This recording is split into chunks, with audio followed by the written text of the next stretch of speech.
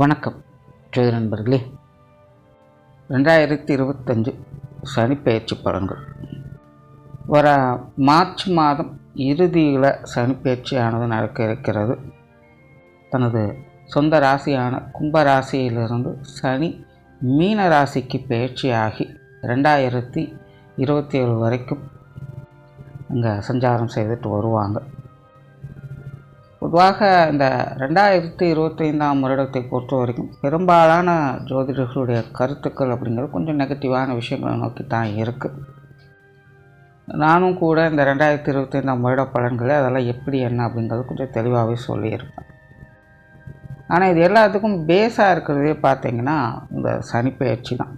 சனியினுடைய இந்த மாற்றங்களால் தான் பலவித நெகட்டிவான விஷயங்கள் அப்படிங்கிறது செயல்பட போகுது.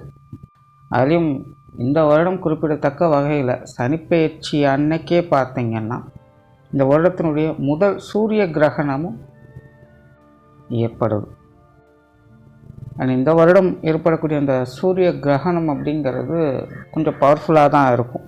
ஸோ முடிஞ்சால் அன்றைய தேதியில் இல்லைன்னா அன்றைய வாரம் முழுக்கவே பார்த்திங்கன்னா கர்ப்பிணி பெண்கள், அதிக அளவில் நோய்வாய்ப்பட்டிருக்கிறவங்க, தொடர்ந்து 2-3 வருடங்களுக்கு மேலாக மருந்துகளை கொண்டு இருக்கக்கூடியவங்க, உடல் பலகீனம் மிக்கவங்கலாம் பார்த்திங்கன்னா கொஞ்சம் கவனமாக இருங்க. ஏன்னா அன்றைய காலகட்டம் அப்படிங்கிறது உடல் ரீதியாகவும் மன ரீதியாகவும் கொஞ்சம் பாதிப்புகளை அது ஏற்படுத்த தான் செய்யும். முற்பகல் செய்யும் பிற்பகல் விளையும்னு சொல்கிற மாதிரி காலையில் எல்லாம் சுற்றிட்டு மத்தியானம் வந்துட்டு எனக்கு ஒன்றும் ஆளே நல்லா இருக்கல அப்படிங்கிற கேட்குற விஷயம் கிடையாது. இதெல்லாம் ரொம்பவுமே மைன்யூட்டாக நடக்கக்கூடிய விஷயங்கள். அதோடைய ரிசல்ட்டு பாதிப்புகள் அப்படிங்கிறதெல்லாம் ரொம்ப லேட்டாக தான் தெரியும்.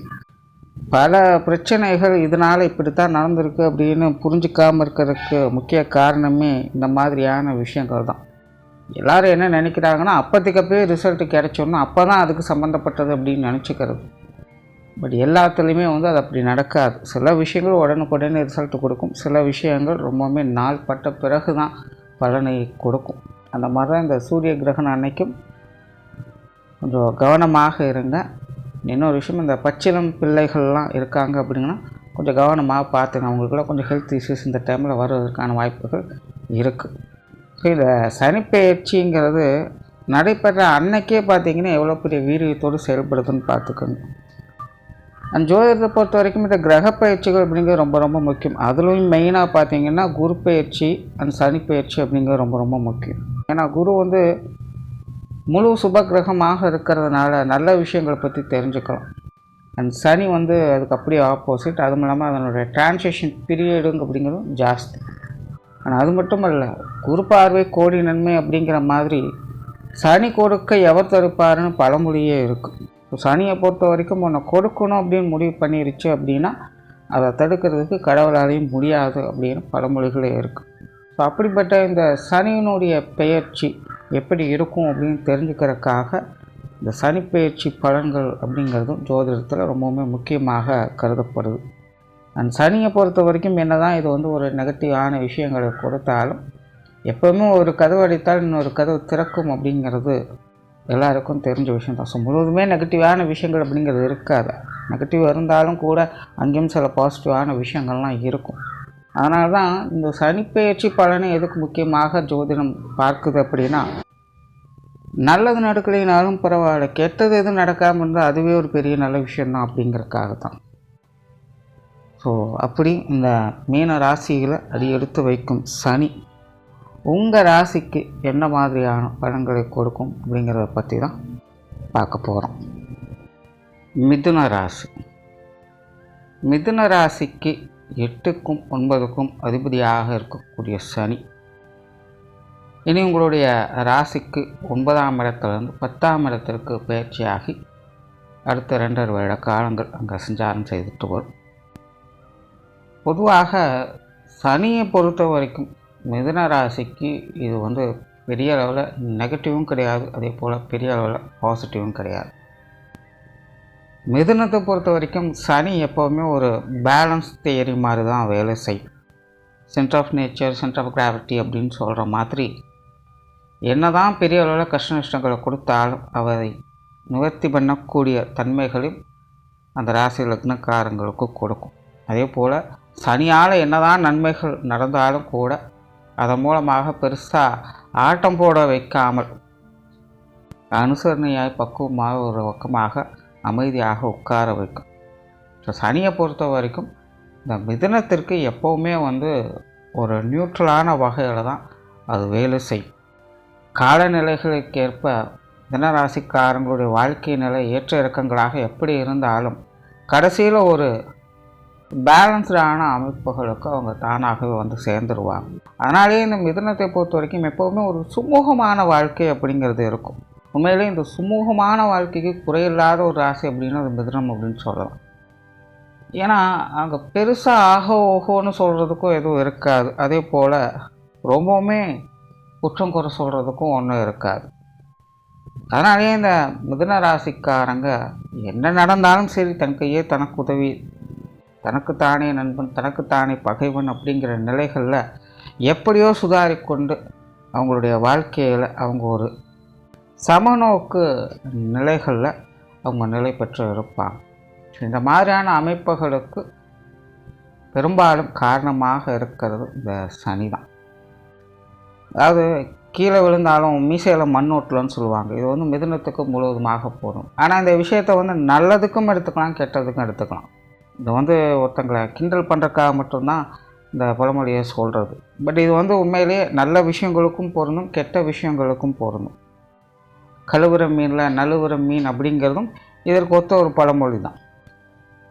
மிதுன ராசிக்காரங்களுடைய நிலை அப்படிங்கிறது எப்போவுமே அப்படி தான்.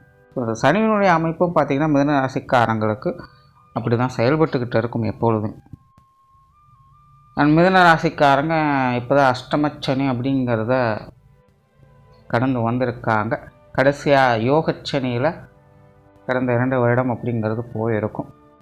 இனி அடுத்து ஜீவனஸ்தானத்தில் அடி எடுத்து வைக்க போகுது. ஸோ மிதுனத்தை பொறுத்த வரைக்கும் இந்த சனி பயிற்சி அப்படிங்கிறது டோட்டலாகவே ஒரு நியூட்ரல் வேல்யூ தான். இது பெரிய அளவில் உங்களுக்கு சாதகமாகவும் இருக்காது, அதே போல் பெரிய அளவில் எந்த ஒரு விஷயத்திலும் ஒரு பாதகமான நிலைகள் அப்படிங்கிறதும் இருக்காது. கிளியராக சொல்லணும்னா இந்த சனிப்பயிற்சியானது உழைப்பிற்கேற்ற ஊதியம், முயற்சிகளுக்கேற்ற முன்னேற்றம் அப்படிங்கிறது தான் மிதுன ராசிக்காரங்களுக்கு முழுமையாக செயல்பட்டுக்கிட்டு இருக்கும். 10ஆம் இடத்துல சனி வரும்போது மிதுன ராசிக்காரங்களுக்கு வாழ்க்கையில் கண்டிப்பாக மாற்றங்கள் அப்படிங்கிறது நிச்சயமாக இருக்கும். மிதுன ராசிக்காரங்க அவங்களுடைய வயது நிலைகளுக்கு ஏற்ப அவங்களுடைய வாழ்க்கையை இப்போ கொஞ்சம் முக்கியமாக கவனிக்க வேண்டிய ஒரு காலகட்டமாக இருக்கும். ஏன்னா அவங்களுடைய வயது நிலைகளுக்கு ஏற்ப சில முக்கிய பொறுப்புகள் அப்படிங்கிறது இப்போ தான் கைக்கு வர ஆரம்பிக்கும்.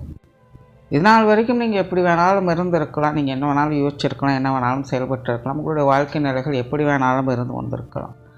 ஆனால் இனி பார்த்தீங்கன்னா உங்களுடைய வாழ்க்கையில் திசை மாறக்கூடிய வகையில் சில திருப்பங்கள் அப்படிங்கிறது கண்டிப்பாக நடைபெறுவதை பார்க்க முடியும். அதுக்குண்டான சில முக்கியமான காரியங்கள், சில முக்கியமான பொறுப்புகள் உங்கள்கிட்ட சேரும். அதை கொஞ்சம் கவனித்து செயல்பட ஆரம்பிக்க வேண்டிய ஒரு காலகட்டம் இது. இன்னும் சொல்லப்போனால் உங்களுடைய வாழ்க்கையில் இனி அடுத்தடுத்த இலக்குகளுக்கான ஒரு ஆரம்ப புள்ளியாக இந்த சனிப்பயிற்சியானது மிதுனத்திற்கு அமையும். மிதுன ராசிக்காரங்களுக்கு நெகட்டிவான விஷயங்கள் சொல்கிறதுக்கு எதுவும் இல்லை, பட் கான்சியஸாக இருக்க வேண்டிய ஒரு டைம் இது. அதாவது பதறிய காரியம் சிதறி போகும்னு சொல்லுவாங்க. அதுக்காக சும்மா பொறுமையாகவே இருந்தால் அந்த பொறுமையை சோம்பேறித்தனத்தையும் உண்டாக்கும். ஸோ இந்த ரெண்டுக்கும் இடைப்பட்ட நிலைகளில் இருக்கிறதா இந்த பேலன்ஸ் தியரி. ஸோ அந்த விழிப்புணர்வு தன்மை தான் நமக்கு நல்லது எது கெட்டது எது அப்படிங்கிறத புரிய வச்சு நல்வழியை காமிக்கும். ஸோ அப்படிப்பட்ட ஒரு காலகட்டமாக மிதுன ராசிக்காரங்களுக்கு இது அமையும்.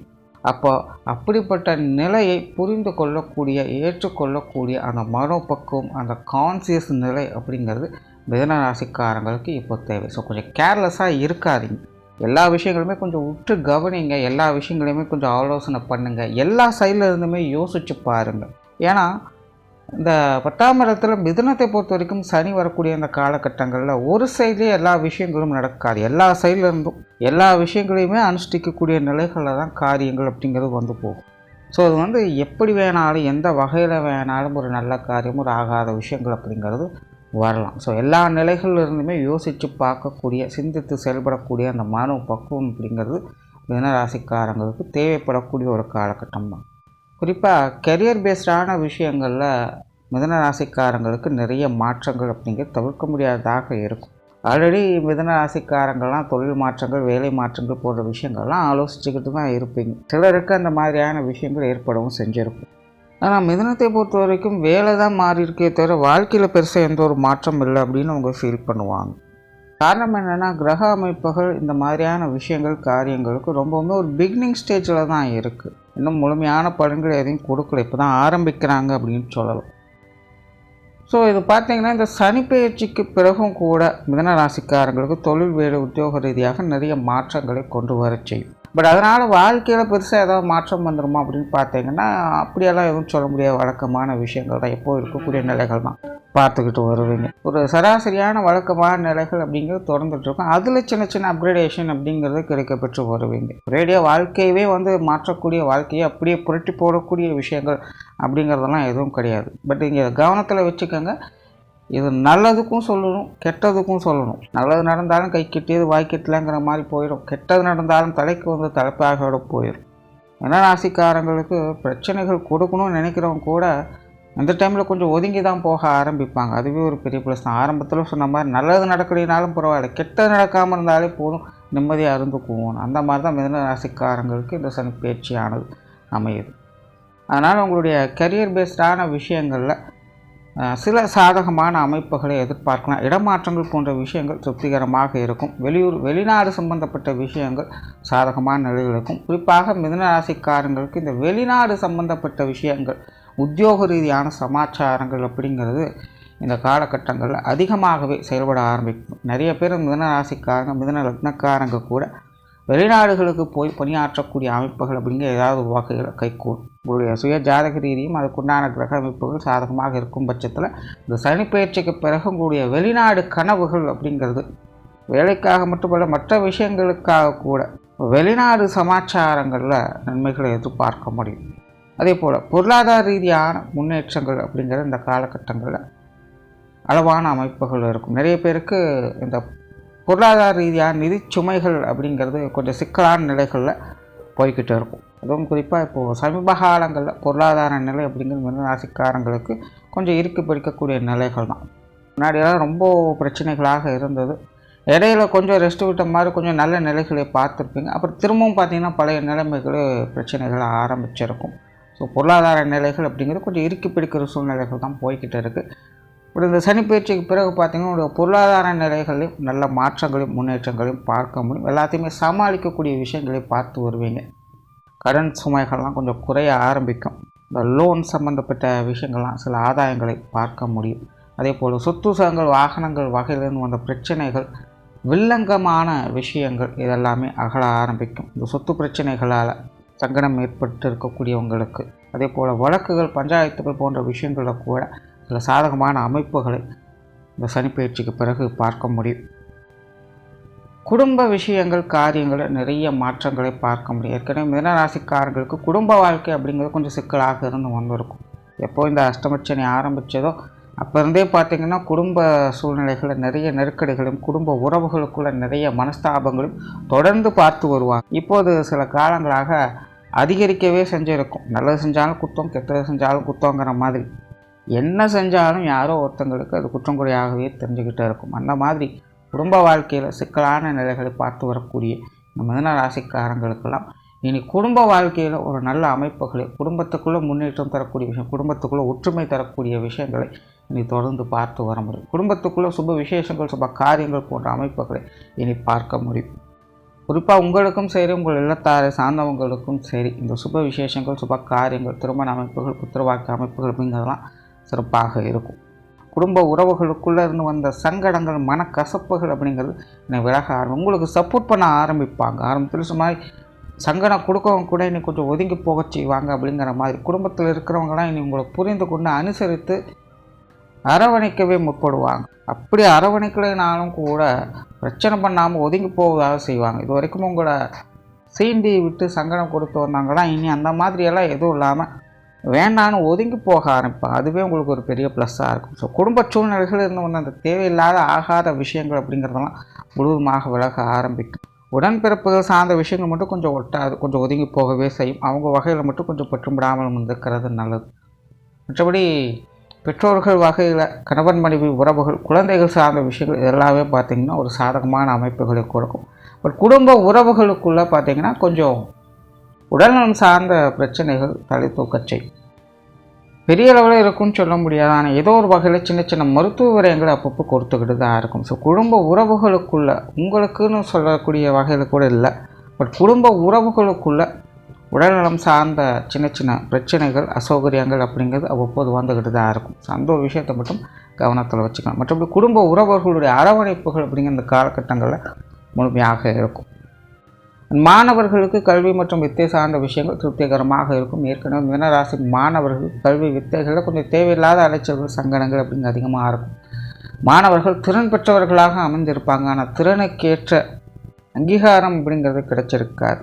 உழைப்பு இருக்கும், ஆனால் உழைப்பிற்கேற்ற அந்த ஊதியம் அப்படிங்கிறது இருக்காது. ஸோ அந்த மாதிரி மாணவர்களுடைய நிலைகள் அப்படிங்கிறது கொஞ்சம் சங்கடமாக இருக்கும். சில நேரங்கள் அவங்களே கொஞ்சம் சலிப்போடும் வெறுப்போடும் காணப்பட்டு வருவாங்க. என்னடா இவ்வளோ தூரம் ரிஸ்க் எடுக்கிறோம், ஆனால் பெருசாக எதுவும் கிடைக்க மாட்டேங்குது.